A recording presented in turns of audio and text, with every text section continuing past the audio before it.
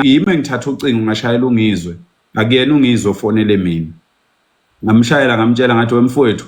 lokhu kungezwe lokhu kungemsamo yethu lokhu kungathi qobo kungekusasa lezingane zethu sizinsizwa thina asedluleni endabeni zokungcweka namhlanje akungcwekwa la kubanjwe impi yangempela la so ke angifuni indaba yokuthi sikhunjuze ukuthi konje sake sahilana sathini yiphi insizwa ethi mayihilene nenye insizwa kuze kuphela iviki ithukuthele umuntu onjani lo yakana ingane lo muntu akanabona abantu abathandayo lo muntu so ke ngifisa ukukhulula laba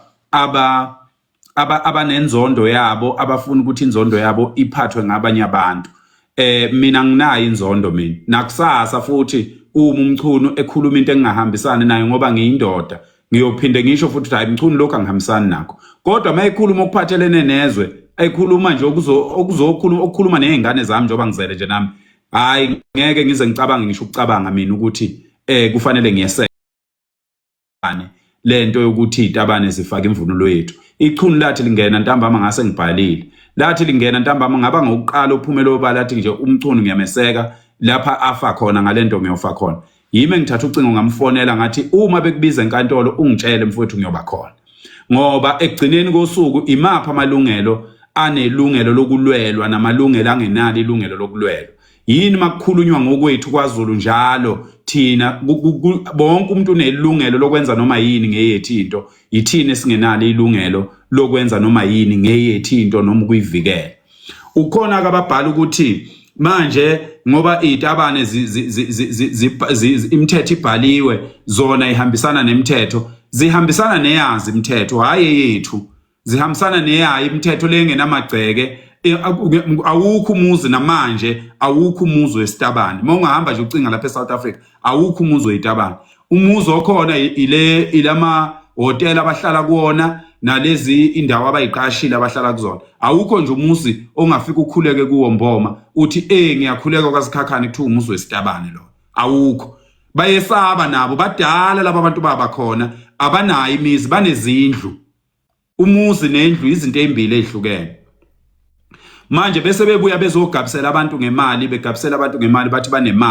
bathi banemali laba abantu abahlezi belele ngaso sonke isikhathi bahlezi belela ubaboni basebenzayo kodwa manje baqhamuka sebezogabisela izingane bethi kukhona imali iningi imali ebutabanini nakithi ke lapha einsizweni ngithi nje lapha einsizweni baningi abantu abaganiwe nabanabafazi abaphila lempilo abacashile abangemuva okuyibona abagcina befaka izingane kulezi zinto okwenziwa khona lemkhuba le eyenziwayo okubuhlungu kakhulu ke okusiphakamisile njengoba silapha nje siphakanyiswe iudaba lwemvunulo kukhona abakhala ngokuthi kungani imvunulo kungakhulunywa ngokuthi isizwe simbatha amambatha intombi zibhinqa amabheshu bafuna sikhulume kuphi bafuna sikhulume nini ngoba sihlezi siyikhuluma le nto sihlezi siyilwa le nto ababe khona kugana inkosi yasemazimeleni kunentombazane eyasukuma lapha yana ifaka imvunulo wayekhona uMacingwane yasukuma ifaka imvunulo leyo ntombazana yavumisa ifaka imvunulo yimi lo engayicela ngathi mina hayi okungcono mangabe ukuthi into ojwayela ukuyenza le ngicela uhambe uyenze khoneni lapha ungayenzi phezulu kwethu ngoba lokhu kusukuma nje phezulu kwethu usivumise uvunulile uyintombazana ungabhincile uvunulile akuyona into eqondile okwangiphatha kabi ke amanye amakhosi ayekhona lapha akhuza mina ngikhuza lowo mkhuba loyo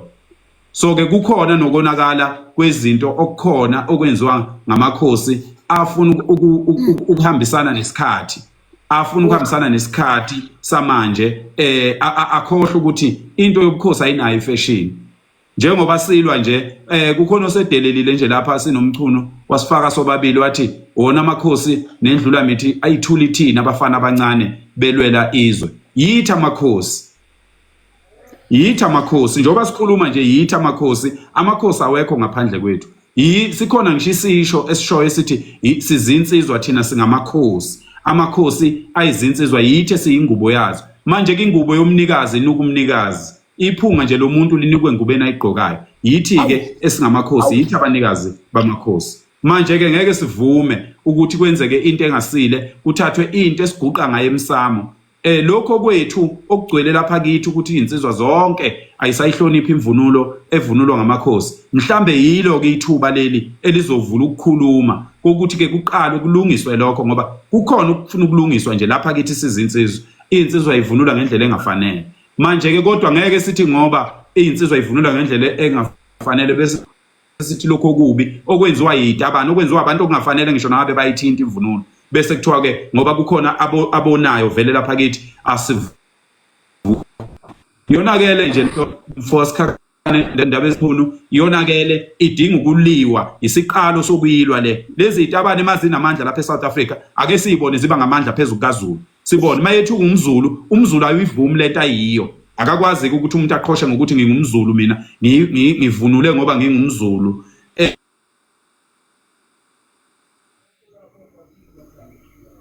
Zulu kuyazalwa iziphi ingane izozalwa yilabo abantu ake ngihlehle bafowethu ngibuyele emuva kancane ngiyathokoza ndabadaba bafowethu uyangizwa mfowethu ngiyakuzwa ngina kwethu ngiyabonga kakhulu ngiyakwamukela ngokwenkulumo mfowethu ngeke ngisangena ke kulolu daba uqale ngalo kodwa futhi mfowethu la ngempela iqiniso lithi imkhombi yenanana njengamanje mfowethu silimele kakhulu siyisizwe silimele ngokuphezulu ukulimala ukuthi bafowethu uma singasukuma sivukele ongokwethu akekho umuntu oyosukuma kuvikele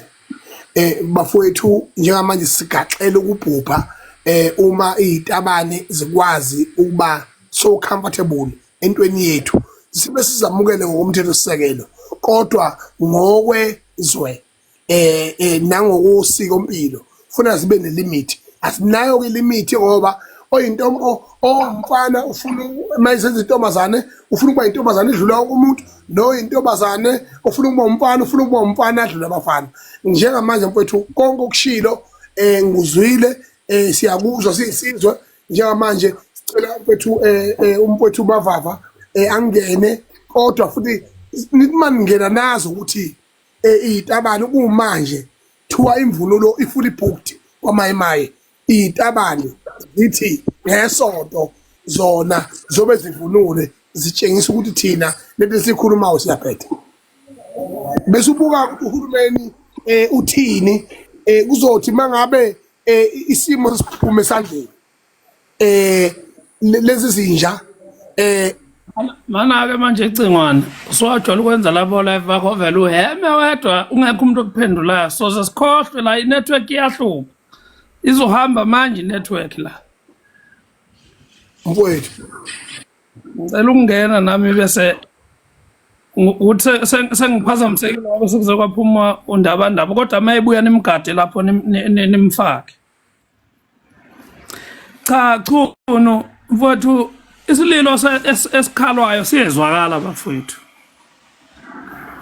ukuthi kodwa mhlambe enye into phakathi engiyibukayo ngisho wesibili manje lento ngaso sonke isikhathi mangabe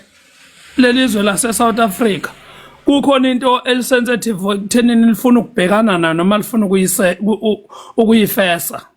kuba nento nje encane eqhamuka eceleni iovertake leyo nto bese icima yonke lento abantu abebefocus kuyona ungenwe kuleyo nto esuke iyaleso sikhashana idlula abantu sebedungeka imiqondo sebelahle nefocus yento ebibalekile kubona ngilana ke kuthenini phakade bekula kade kukhulunywa kakhulu la ngendaba yabantu abayizivakashi ebekuyona into ebisekhaleni kakhulu kubantu nebi bakhalisa kakhulu nebisikhalisa kakhulu siyizwe sekuqhamuka lena ke manje emvunulo uyabona ngibona manje sekuyesi trend ukwedlula leyo ukuthi sikhala kangakanani ngokuhlukumezeke sikukhona ngeke ke mase kuqala ukukhala singagcini nathi sizizwa ukuthi asikhale noma sifuna ukuattenda lokho ukukhala okukhalwayo mfowethu kule nkulumo ethinta nibabiza ngani ngibajwayele mina labantu cha bafowethu wecingwane ukukhala kwakho kuyezwakala kodwa into ezokwenza kungazwakali iyodwa ilena ethi into ezokwenza kungezwakali ilena ethi lento yemvunulo nje bisiqhamuka kanje isikhulunywa ngalendlela esikhulunywa ngayo ukuthi abafowethu laba ababili bibili sebeyigqoke ngendlela abayigqoke ngayo kubhlungu ngoba sekuyakhulunywa kodwa kuyona into yokuqala imvunulo yamakhosi amakhosi ekhona amakhosi angikhulumi ngonobambela ngoba unobambela umuntu ofanayo nengena kuye kumshaye okunye angakwazi ukungena khona uyabona amakhosi athule imvunulo yabo yamakhosi igqokwa abantu besifazane aba esikhathini namhlanje imvunulo izigqokwa laba ababili kubili njengobazi ukuthi baya esikhathini noma bayi imvunulo vele abanikazi bayo ucingwane ibona abaphisane ngayo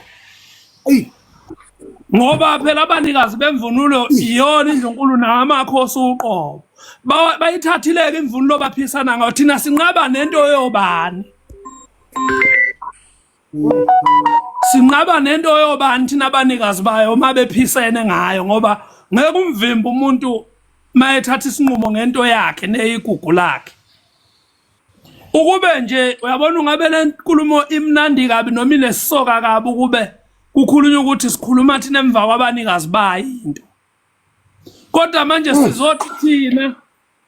silwela imvunulo abanikazi bayo bengayifuni ngoba phela abantu abangayifuni imvunulo iwona amakhosi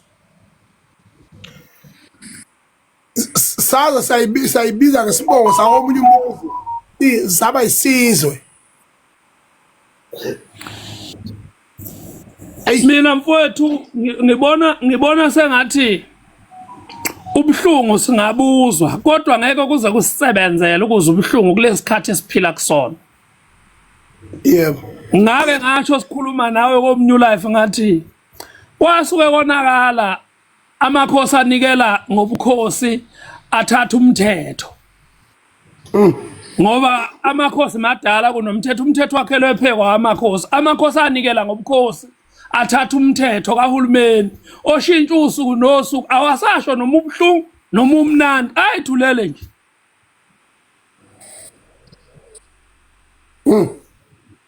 mana-ke ngaphekwa lokho umngane yakwethu amakhosi ahola nenduna zawo zenhlabathi esigabeni esokuthi aholelwa abantu abayizitha zobukhosi nabayizitha zenhlabathi okuhulumeni uzophisana kanjani nohulumeni oholelayo uyabona cingwane noma ngathiwa ungasimobilize kanjani noma singahlukumezeka kanjani kodwa le ngeke sikwazi ukuyiwina ngoba inabanikazi bayo abayikhandayo ukuthi ayibe nje vele akekho umuntu engibona ukuthi ukusho deep down ukusho kusuka ngaphakathi kuyena ukuthi athi itabana ihambe zizohamba yephi zingeza se-South Africa ngoba itabane kuphela inikezwe nazo indlela yokuthi ifuna ziphathe kanjani nathi sinikezwe indlela yokuthi ngoba zikhona funa siphathe kanjani ngoba uma sotha ihambe kusho ukuthi singathi akuhamba abantu bakithi siyeka abantu bokuhamba sihlulo ukuxosha abantu bokuhamba sixosha bakithi abantu cha bengisho ukuthi mina aziyonuka kude mhlawumbe khona iprovince singayikhethela zona ziyonuka kude ngoba kunuke islamane nekhwapha kwenye indawo hayi la kwaZulu kuyafana nalapho thi abaye khona nakhona kunomthetho wakhona umthetho ngoba vele sekuthiwa siphile ngomthetho abanikezwe ke phela nabo umthetho ozobaphilisa nozophilisa nathi kuze sikwazi ukumukelana ngoba ngeke kuzogcina yabo lento ukuthi kukhulunywe kanje kuzogcina sekusengathi mhlambe amabhinqa noma amaZulu kunempi nabantu abanobulili obuthize kanti akuyona into enjalo kukubuka nje ukweyeka noma ukudeleleka noma ukudicileleka phansi kwesithunzi sezinye izinto ngezinye izinto noma sabanye abantu ngabanye abantu. Mina ke kodwa cingwane ngeke ngize kungiphathe kabuhlungu kakhulu wemvulo ngoba imvulo vela ngiyiboleki. Inini enizoba nezinkinga ke zokuhambe nithola zona imvulo eseyihuhlwe ezinye izinqa ngoba niyayiboleka imvunulo.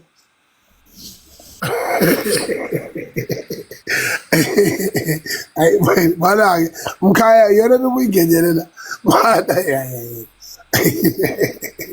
cha wethu ngithi mina kuwe ngane yakwethu ngiyabonga kuwe ngibonga nakuphakela umthakathi ngokwazi ukuhulula leli qiniso. Ngifuna ukusho nje into eyodwa ukuthi